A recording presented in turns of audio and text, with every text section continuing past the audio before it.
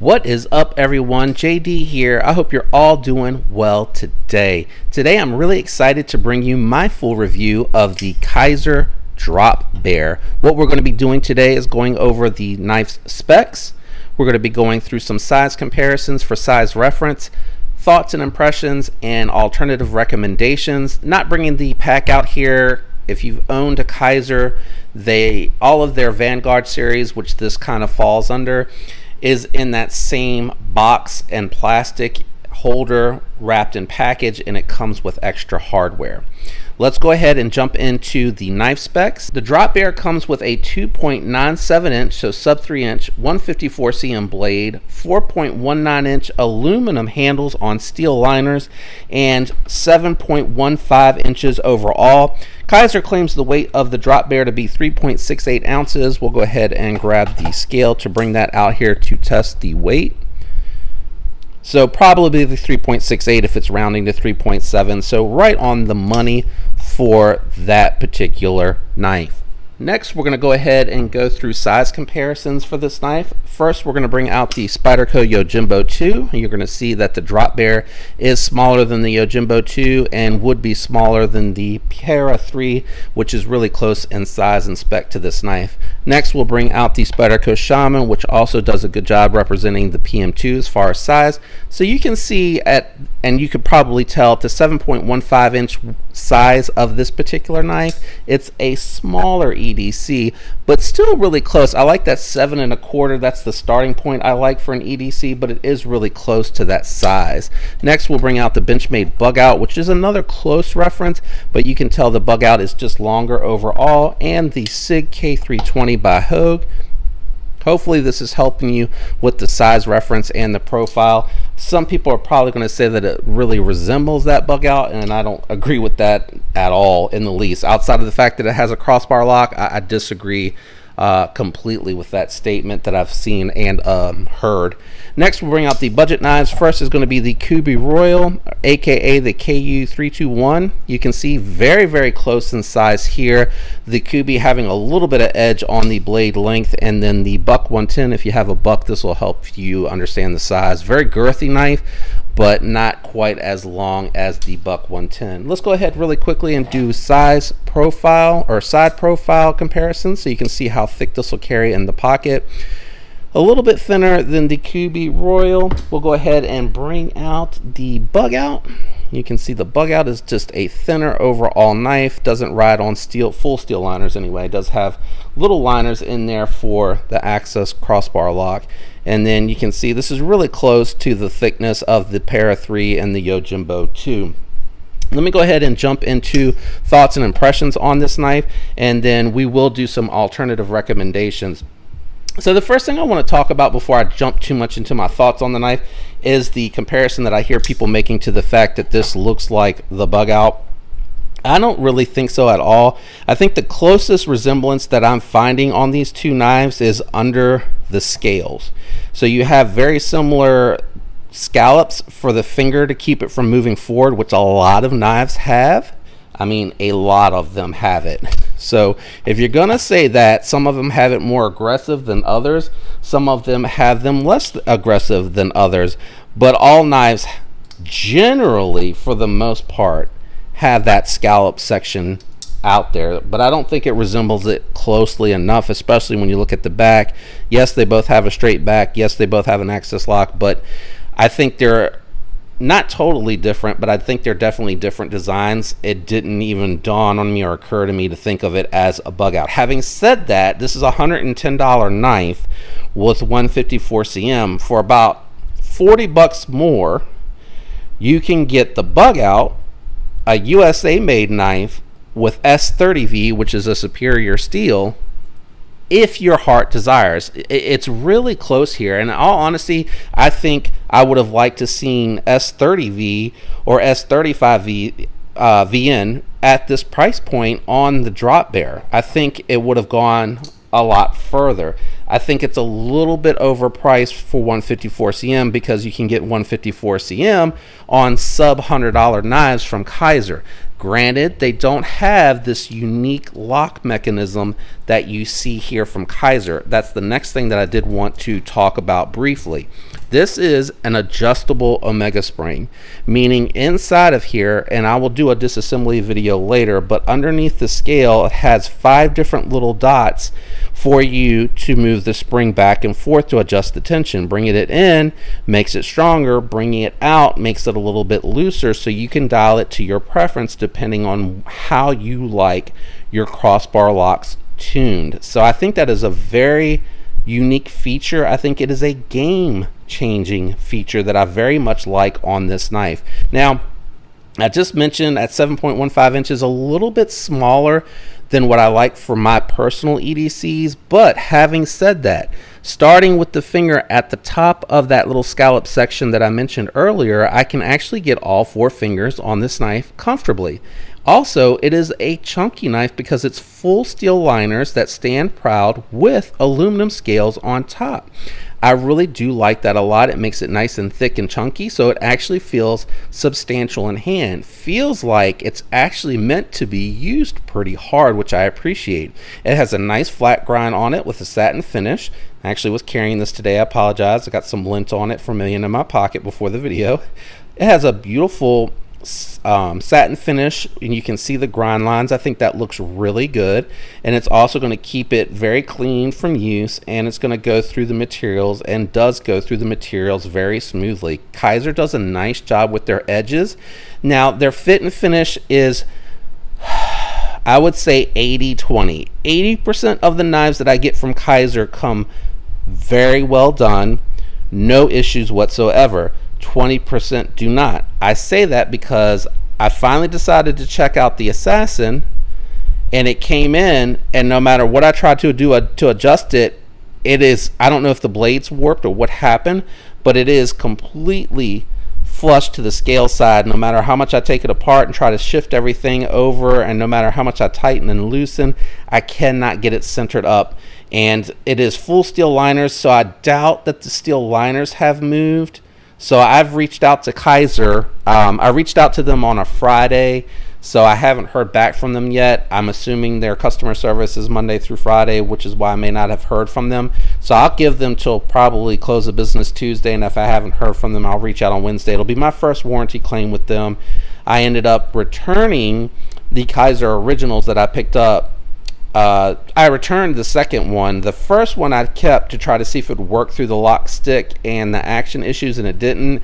So I decided to sell it, saying I wasn't happy with the action on it, but the new owner says that they love it, so all's well that ends well. And then I picked up an original green because I did those 2 blacks, and those also, the green had better action but had awful lock stick. It did start to go away, but at this point on my 3rd knife, I was just too turned off.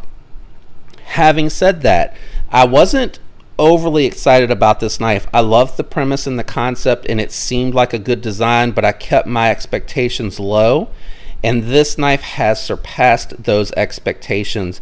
It is very, very smooth.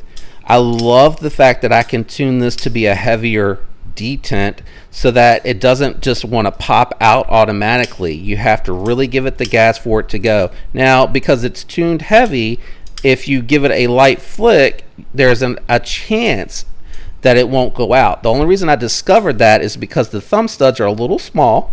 I would have liked them to be just a tad bigger, or just a little bit more sharpened round off, or wherever the cut or the grooves are here, just a little bit sharper, so that I could have caught the fingers a little bit better. But if you wanted to, you could just step it down one and see if that would get it where you like. For me, I'm just going to keep making sure that I get into those thumb studs really good, and make sure that I give it the gas to flip it open.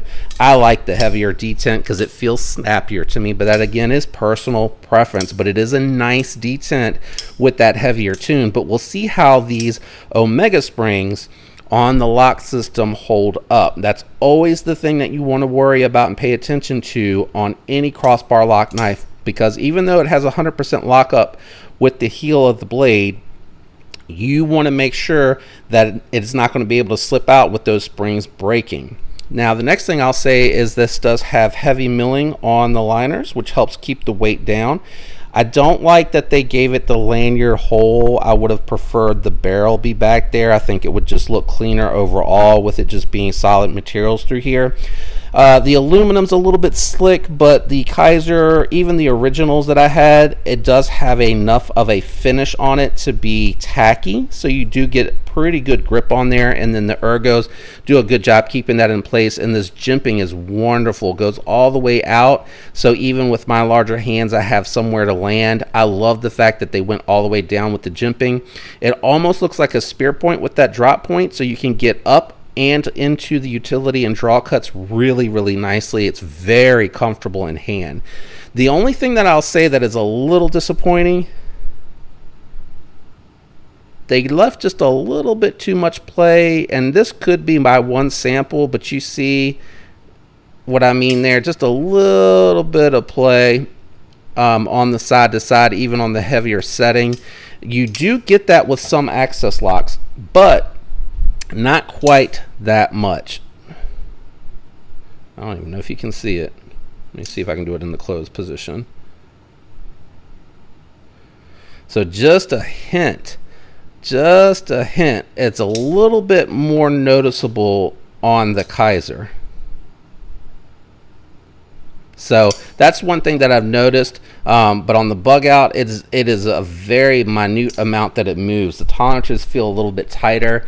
I don't feel it at all on either one of my Hogues. I went to test my Hogues, and they're pretty solid. You get a click, but you only get a click. It doesn't teeter-totter like it does on the Benchmade or the Kizer. So I thought that was very interesting, and I did want to make note of that as well.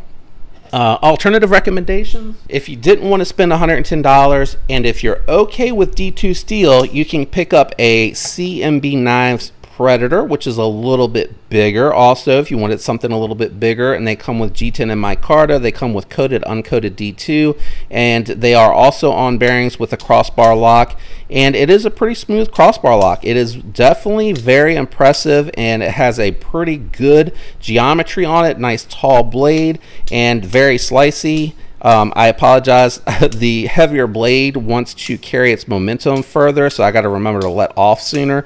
But it is very, very smooth. Or if you like the size, and again, you're on a budget and you don't want to spend that much money, sorry, I just bumped my tripod, you could go with the Free Tiger, which I did mention is a fantastic knife for the money. You get really well done G10. You get a very smooth action, ceramic bearings inside of a nylon washer, and D2 steel with a very thin slicey blade, and that is going to be very similarly sized to the Drop Bear, but still just a little bit bigger while being smaller than the CMB, and that is less than $30. So you could get this and just beat the heck out of it and not have to worry about it, and has fantastic ergos. This is surprising to me that more people don't see this Cinderella knife. It is very much a unicorn because it's very nice and it seems very well made. Has not rusted on me yet, and I have been using it, trying to make sure that I am able to give feedback on how the D2 and how the Omega springs are, but it is hard to get it into rotation all the time. I usually just companion carry it, or I may grab it when I need to do some work. Overall, is this recommendable? It is. I like it. I think it is a very nice knife. I think it is very intriguing that you have an adjustable Omega springs. I love that they include the extra hardware just in case. And it's a nice smaller EDC, so if you don't mind the fact that it's really getting close to the smaller side of what I like to carry, you might love small knives. You might like something like the Banter, which this is going to be really close in size to. The Banter still a little bit smaller, so you can hopefully get a reference for that if you do like a Banter size. If you like a small EDC, you can see this is a touch bigger, but not too much so to where I would say that it's going to be not small enough. The Banter is 3 3/4 grip for me. This is definitely a 5th pocket carry organizer in the pocket knife. I think this could flex into primary duty, and actually today I actually am carrying it with the bug out because I wanted to carry it at least one more day where I'm having both and handling both these knives, because I do think when people hear crossbar locks, they think of bug out first, or even Benchmade first, because this is who mainstreamed the crossbar lock knives. So I did want to carry both of them, but it's just very, very different. This is thick, chunky, feels very hard use. This one here feels more EDC built for EDC, while it can handle hard use and it will stand up to it just fine. I don't abuse this knife, but I definitely give it the beans, and I definitely test to see what it can do. I haven't done any prying. I don't really pry with my knives. I like carrying pry bars for that, but outside of that, I do use that knife a great deal, and it's very impressive how well it stands up. So I imagine you're going to find that this does this as well. And if you don't want to spend $150 and you do want something that has budget premium build quality and budget premium steels, this is really a good price. Having said all of that, if you can wait for it to come back in stock, my discount code JD4EDC will work for you at White Mountain Knives and save you a little bit of money. If you enjoyed today's review, do me a favor, leave a like. It really would help the channel, and I appreciate it. If you're enjoying the content, consider subscribing. I'd love to have you follow along as I continue to bring the content and grow the channel. All the links for recommended knives, tools, discount codes, everything is down in the description. You can check a couple of places. You can check with Kizer store on Amazon. You can check your favorite retailer that sells Kizer. You're going to probably have to sign up for notifications because they did sell out pretty quick, and I'm not surprised. It's a solid EDC. Thanks for tuning in today. I appreciate each and every one of you. I hope you have a fantastic week. Until next time, peace.